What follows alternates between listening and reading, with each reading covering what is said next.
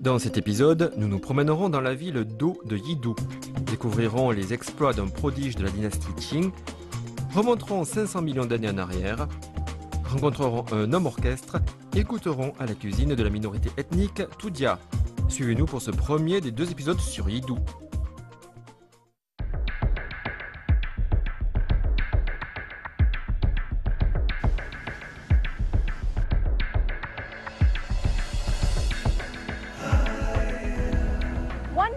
Une ville et 3 rivières. Voici l'une d'entre elles, appelée la rivière Xinjiang, qui traverse la ville de Yidu.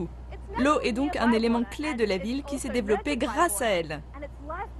Yuyang et Xinjiang, les cours d'eau qui la traversent, se jettent ensuite dans le puissant Yangtze.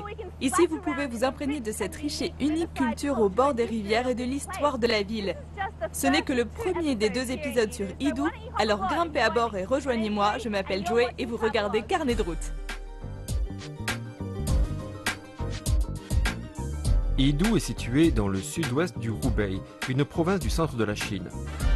Pour vous aider à situer plus facilement ce lieu, dirigez-vous vers l'est depuis ici, sur 1000 km, et vous arriverez à Shanghai. La charmante ville de Yidu, qui est animée, entourée d'eau et de montagnes, abrite 400 000 personnes. Cette agglomération a connu un essor notable pendant 5 années consécutives. Elle était classée parmi les 2 économies les plus dynamiques de la province du Hubei. Yidu est une ville industrielle axée sur l'électronique, l'énergie et l'ingénierie, mais est également réputée pour sa production de thé et répond au surnom de terre d'agrumes. Ajoutez un cadre magnifique, une pincée de loisirs en plein air et beaucoup de culture et vous obtiendrez Yidu.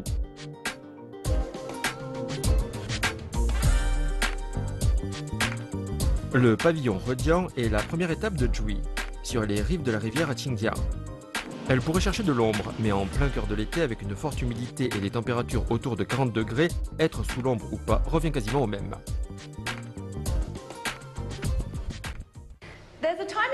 Durant la période des 3 royaumes au IIIe siècle, le pays était divisé en 3 États, Wei, Shu et Wu, période considérée comme la plus sanglante de toute l'histoire de Chine. Et une des batailles les plus importantes de cette période s'est déroulée ici, à Yidu.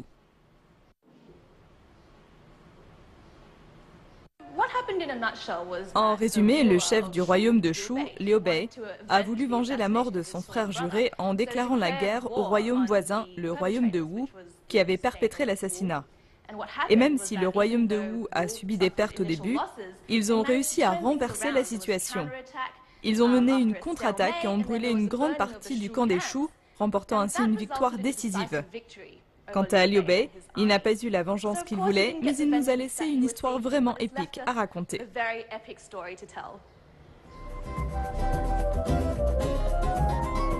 On dirait presque une bande dessinée, mais sous la forme d'une fresque peinte sur les murs du pavillon.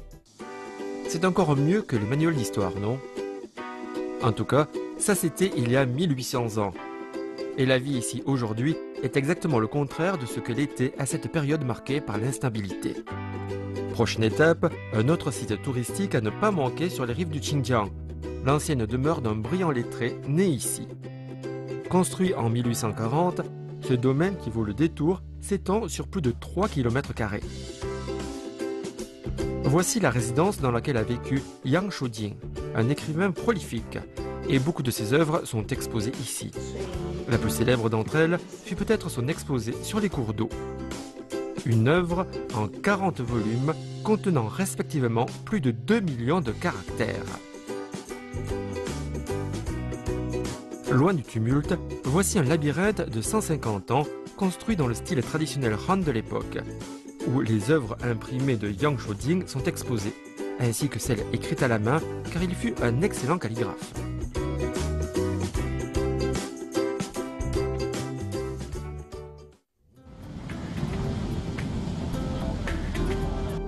Après avoir exploré tous les coins et recoins de sa demeure, Jui n'en a pas encore fini avec lui. Sur les rives de la Yuyang se trouve l'institut éponyme Yang Shujing, niché dans les zones humides de la baie de Tianlong, et officiellement devenu un parc national en mai 2015. Ici, la célébrité de Yang Shujing est évidente, et qu'il fasse 40 degrés ou non, des hordes de touristes viennent ici pour tout connaître de sa légende. Quant à Jui, comme elle ne comprend pas toute la conférence et certaines blagues, elle opte pour un cours individuel avec Monsieur Zhang.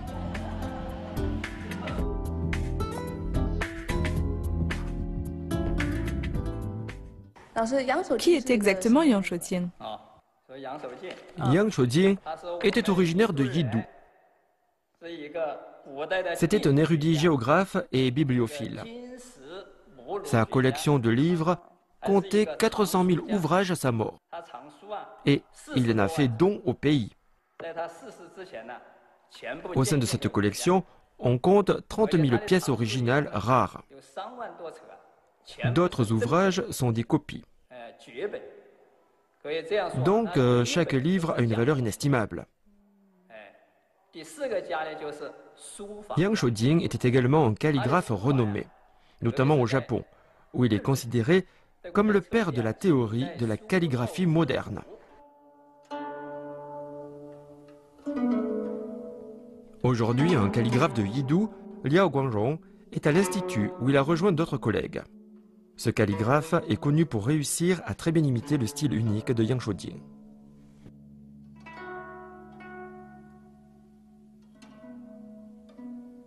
Yang a été envoyé par la cour impériale au Japon en 1880, où il a eu une énorme influence sur le développement de la calligraphie locale. Il a également racheté bon nombre de livres anciens chinois rares qu'il a renvoyés en Chine. Mais ses calligraphies et sa collection de livres ne sont pas considérées comme sa plus grande réussite. Yang Shojing est surtout reconnu pour ses travaux en géographie.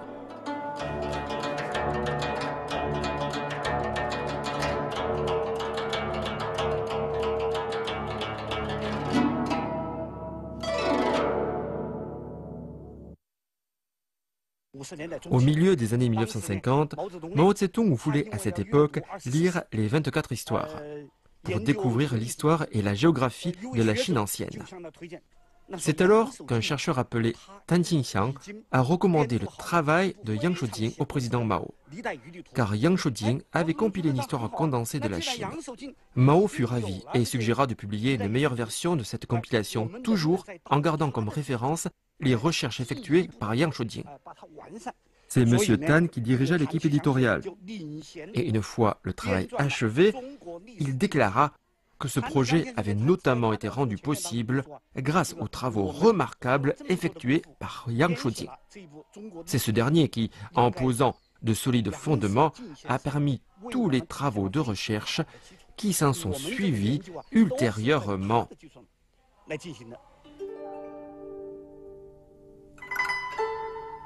Les 24 histoires sont une compilation de l'histoire officielle de Chine, couvrant une période allant de 3000 avant notre ère jusqu'à la dynastie Ming au XVIIe siècle.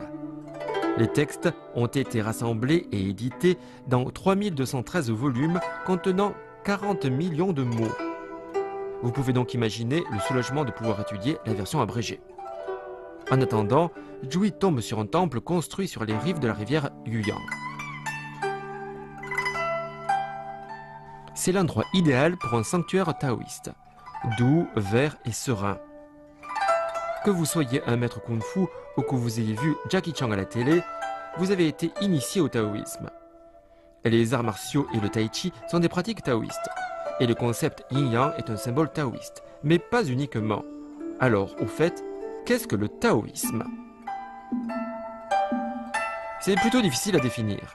Mais dans les grandes lignes, il s'agit d'une ancienne tradition rituelle de croyances religieuses et philosophiques.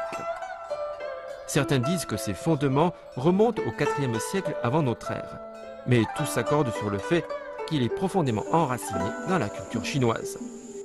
Le taoïsme s'est fondé sur le Dao, traduit de façon abusive par la voix. Vous pouvez le comprendre comme le principe créateur ultime de l'univers, qui relie toutes les choses entre elles. Ce n'est ni un objet, ni un dieu, mais plutôt une sorte de manière d'être. La recherche d'une symbiose entre nous et notre environnement. Mais il est peut-être préférable que Jui laisse maître Qing Fengzi en parler. C'est un artiste martial champion du monde et un dévot taoïste.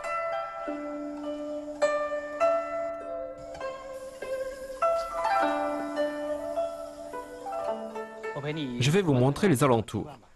D'accord. Ce temple que nous visitons est un temple taoïste.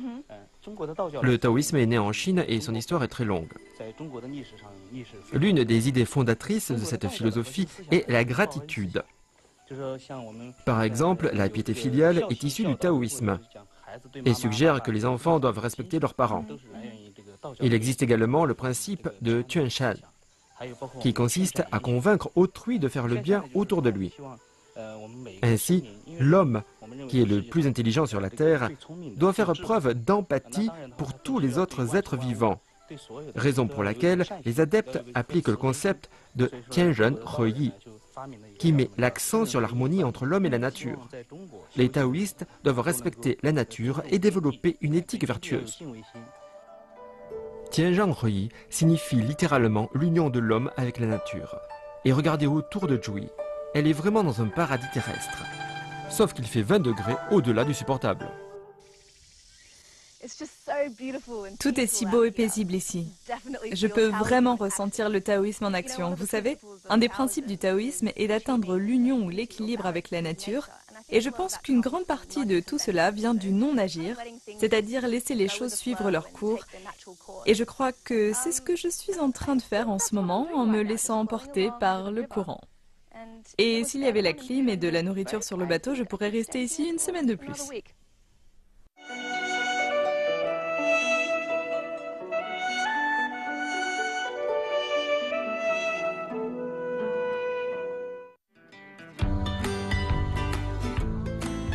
À suivre, nous irons à la rencontre de la culture folklorique de Yidou via une collection privée et une forme d'art pour laquelle Zhui devra retourner à l'école.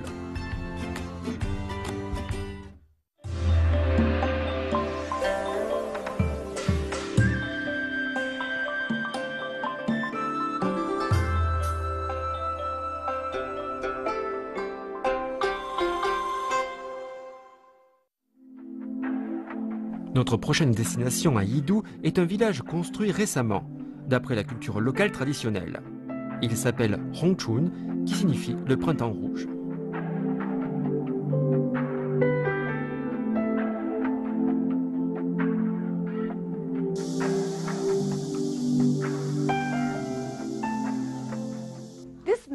Ce complexe imposant de plusieurs étages est un musée abritant la collection privée d'un homme qui a réuni des objets anciens en tout genre, représentatifs de la culture locale. Donc si vous voulez une encyclopédie visuelle condensée, c'est ici qu'il faut venir.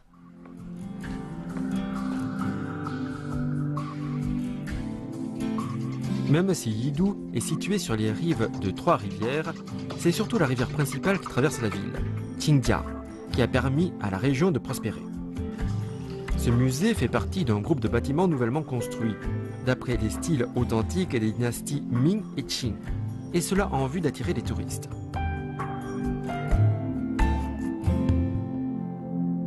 En vérité, ce style n'est pas strictement local. Les murs blancs et les tuiles grises relèvent en réalité du style architectural Hui de la province voisine, l'Anhui. Mais on peut dire que ça fait partie des styles chinois les plus éminents. À l'intérieur des nombreuses salles d'exposition, vous pouvez trouver plus de 10 000 pièces originales, telles que des sculptures en bois comme ce pan dont les plumes sont faites de racines d'arbres, ou encore des vêtements traditionnels finement brodés. Chaque objet est représentatif de l'histoire et de la culture unique locale. Il y a également une salle appelée Mémoire rouge, où sont exposés des objets liés aux communistes et aux histoires de héros révolutionnaires nés à Yidou, comme Rebing Yen, qui a rejoint l'armée rouge à 16 ans et qui a connu une illustre carrière militaire.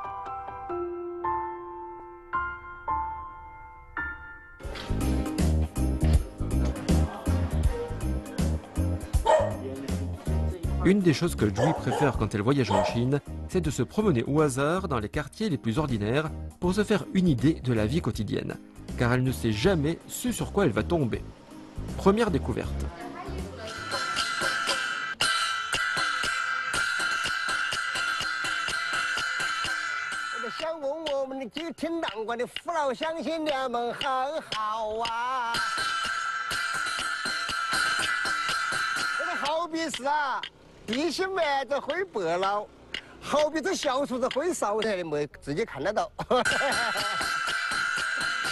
现在我跟你说，我们异度的人呐，男同志们越来越潇洒。你看我们这个女同志们啊，越来越侧把。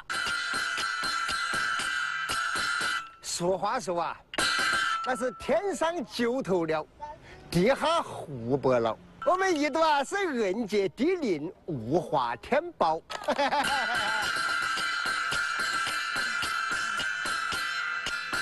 进来吧。哪里？回来个。Bonjour. Je peux vous demander ce que c'est comme instrument? Ça, c'est le fût de l'instrument qui s'appelle nangguan. C'est en bambou? Oui, ça sert à produire le son de basse quand vous tapez dessus. Et vous avez aussi ces 3 plaques de bois appelées dianban pour les sons médians. Et ça... C'est pour les aigus? Oui, des cymbales en cuivre. Et ensemble... C'est génial! C'est vraiment génial, non? C'est un homme orchestre ou un orchestre à une main? Dites, beaucoup de gens savent encore jouer au nangguan? De moins en moins. Demain, j'irai dans une école primaire pour raconter aux enfants l'histoire d'un héros de Yidou. C'était un général avec une jambe coupée. Je leur apprendrai aussi des choses sur le nangguan pour que cet art ne tombe pas dans l'oubli. Vous devinez où Zhui ira demain? Eh oui, Monsieur Peng l'a invité dans une école primaire. Cette école doit son nom au fameux héros révolutionnaire Robin, le personnage que Zhui avait vu au musée. Après tout, Yidou fut une base communiste durant la révolution chinoise, et ses liens avec l'armée rouge restent forts. C'est pourquoi aujourd'hui, l'accent est mis sur la transmission de ce patrimoine culturel immatériel auprès des enfants. Bonjour les enfants! Aujourd'hui, nous avons l'honneur d'accueillir un maître de nangguan, Monsieur Peng, qui va nous raconter l'histoire de Robin. Alors on l'applaudit bien fort! Le nangguan est un art oratoire qui a vu le jour à la fin de la dynastie Qing, dans cette région au long du Yangtze. Il consiste à raconter des récits semi-improvisés. Pendant ce temps, Zhui se dirige vers la classe à l'oreille et a la sensation de revenir 20 ans en arrière.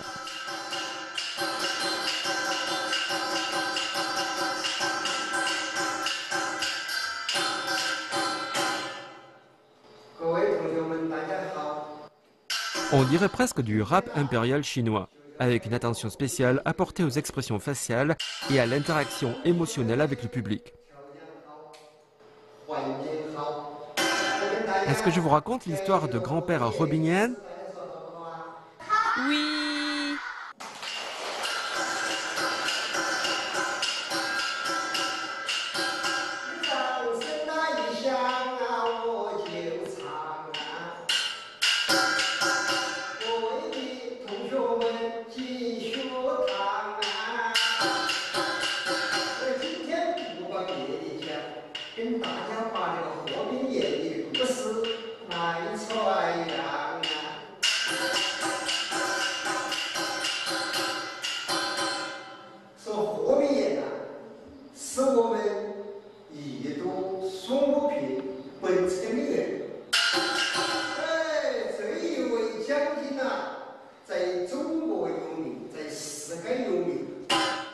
Aujourd'hui, ces formes d'art disparaissent à petit feu, car il semblerait que les jeunes générations s'intéressent davantage aux jeux vidéo et numériques.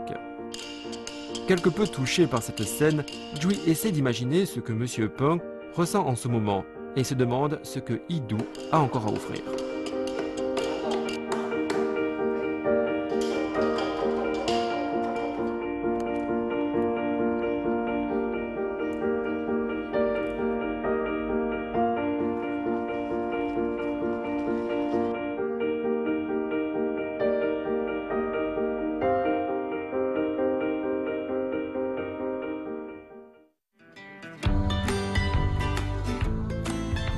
À suivre, nous traverserons un labyrinthe de rochers préhistoriques et émoustillerons nos papilles dans un restaurant de la minorité ethnique Toudia.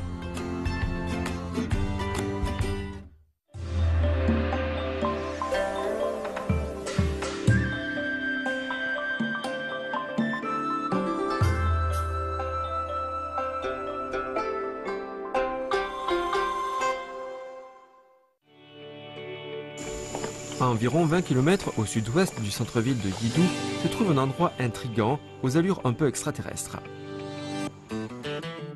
Appelé la forêt de roches de l'Ordovicien, cet endroit serait la forme de paysage la plus dense et la mieux préservée en Chine. La période ordovicienne a duré 45 millions d'années, une durée que Zhui a énormément de mal à se représenter. Ce qui rend le vagabondage dans ce labyrinthe naturel et primitif encore plus surréaliste.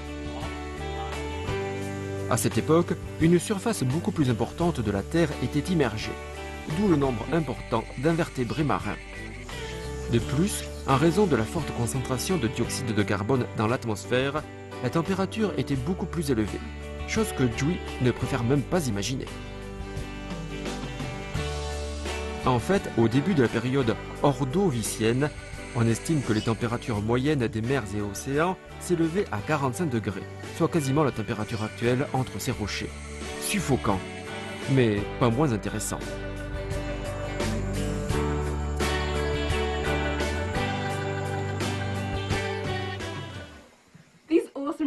Ces impressionnantes formations rocheuses dans lesquelles je joue à cache-cache se sont formées au cours d'une période allant de 440 à 485 millions d'années avant notre ère. Et le niveau de la mer aurait été de 180 mètres au-dessus du niveau actuel. Donc actuellement, je me tiens sur un ancien fond marin et je m'amuse en imaginant être un organisme primitif qui nage. La période ordovicienne s'est terminée par la deuxième plus grande extinction de masse de l'histoire terrestre. Et nous, les humains, sommes arrivés beaucoup plus tard. En comparaison, 12 siècles font figure de battements de cils. Mais c'est il y a 12 siècles, et peut-être même avant cela, que les Tudia peuvent retracer leurs origines. Avec 8,35 millions de Tudia en Chine, ils sont la 7e plus grande minorité ethnique des 55 que compte le pays. Plus d'un quart d'entre eux vivent dans la province du Hubei. Aujourd'hui, les coutumes traditionnelles Tudia, comme la broderie, se trouvent dans des zones très reculées, ou comme ici, dans des musées interactifs. Bonjour. Qu'est-ce que vous faites? C'est de la broderie Tudia, une semelle de chaussures. Oh d'accord, c'est très beau. Le musée Pandiawan, sur la culture folklorique Tudia, est le seul de ce type dans la province. C'est un piège à crevettes. Elles sont attirées dedans et ne peuvent plus en sortir. Ça a même la forme d'une crevette. C'est une machine qu'on utilise pour presser les feuilles de thé. Elle fonctionne par la force hydraulique. Vous voyez ces deux moulins en bois? Ils compriment les feuilles de thé fraîchement cueillies. Après le séchage et d'autres procédés, nous avons un thé prêt à être bu. Ces machines que vous voyez là, ça nous permettait de décortiquer le riz. Et en le broyant, on obtenait du riz complet. En tant qu'animatrice de carnet de route, Zhui se serait empressée d'utiliser ces outils, quitte à se ridiculiser. Mais en réalité, les Tudia se sont si bien intégrés dans la société chinoise majoritairement Han que des instruments comme ceux-ci sont désormais rarement utilisés et que nous les découvrons dans un musée.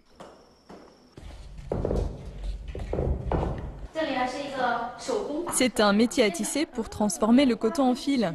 Essayez.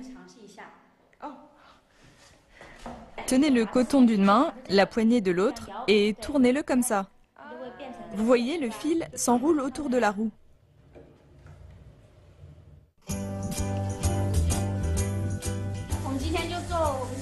Aujourd'hui, nous allons cuisiner le trailong, le plat phare de ce restaurant. Pourquoi utilisez-vous des feuilles de bananier? Parce que ça parfume la viande pendant la cuisson à la vapeur. Dans la cuisine, Zhui est généralement un danger public. Mais la réalisation de cette spécialité Tudia n'a pas l'air insurmontable. Nous avons une couche de citrouille, du porc mariné dans un mélange d'herbes et d'épices. Un peu de vin de riz.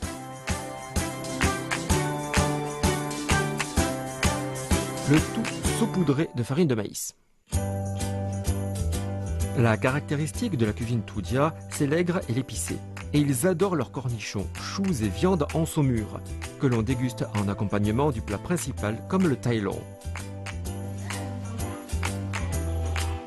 « 40 minutes de cuisson à la vapeur et voilà !» Le déjeuner est servi. Avec une bonne dose d'alcool du cru, Jui est aux anges. C'est un peu épicé, un peu salé aussi, mais surtout c'est très parfumé. Je pense que je dois essayer un peu de gras.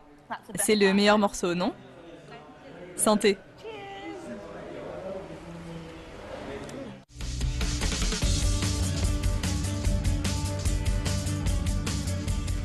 Pour finir, retour dans le centre-ville de Yidu pour un coucher de soleil magnifique et une balade de nuit au cœur de cette ville riveraine. Yidu n'est peut-être pas très grande, mais tout son charme réside dans sa culture et son histoire riche et unique, et dans toutes les choses que vous pouvez voir et faire ici. Mais nous sommes encore loin d'avoir tout vu. Nous ne sommes qu'à demi-parcours de notre aventure à Yidu. Jui a déambulé dans une ville traversée par 3 cours d'eau, à savoir la Yuyang, la Qingjiang et le puissant fleuve Yangtze. Et le prochain épisode sera encore plus condensé, alors soyez prêts et à très bientôt.